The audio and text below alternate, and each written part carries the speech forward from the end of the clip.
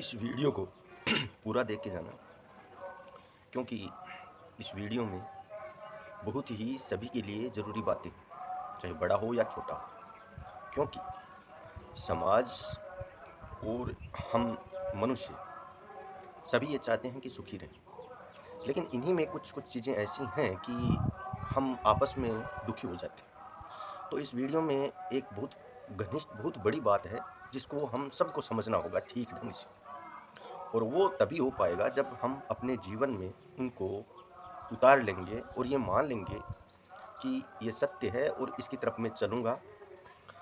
अब इस वीडियो को पूरा ध्यान से देखिए।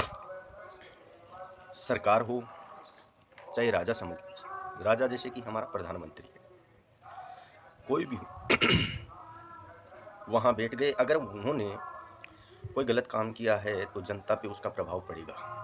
इस चीज़ को हमारे शास्त्र कहते हैं, मैं नहीं कह रहा हूँ। ठीक इसी पे मैं आपको हमारे समाज के बारे में कुछ बातें बताऊंगा। जैसे कोई आप या मैं समझ लीजिए, या कोई अन्य कोई व्यक्ति है, मान लीजिए काम कर रहा है, जो भी है, उससे ताकतवर व्यक्ति अगर कोई गलत काम, भ्रष्टाचार, कोई सेक्स कांड जो भी करता है, उससे बड़ा, अब वो क्या करेगा, कहीं फंसेगा, छोटे पे उसका प्रभाव पड़ेगा। सबसे बड़ी गलती हमारे समाज में ये चल रही थी। अब इसका प्रभाव पड़ेगा तो हमें क्या करना चाहिए? हम वहाँ जिस समय हमारे ऊपर वो प्रभाव पड़ा, उस समय हम क्या कर रहे थे और क्या खा रहे थे, उसको नोट कीजिए। वो तार्किक रूप से आ रही थी ऊर्जाएं उनकी, तो उनको रोकने के लिए हमें सात्विकता की तरफ, और जो हम उस समय जो घटित कर रहे थे, जो कार्य कर रहे थे, क्यों आया, कुछ कारण तो होगा हमारे पास, उसको ही छोड़ना।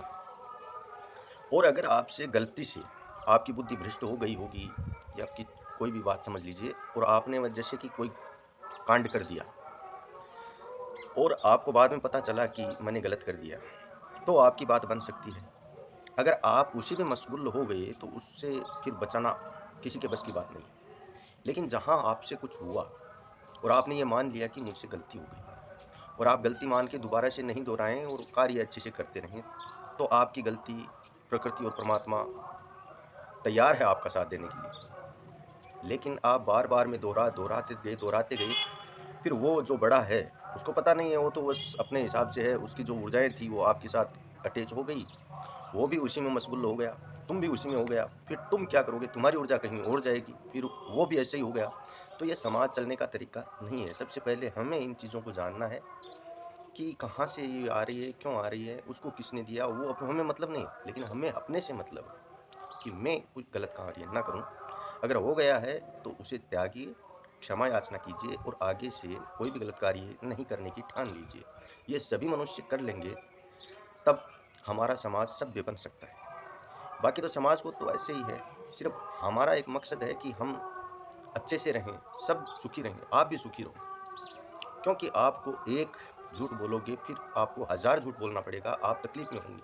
इसलिए हम क्यों झूठ बोलें, हम सत्यता की तरफ क्यों नहीं रहें?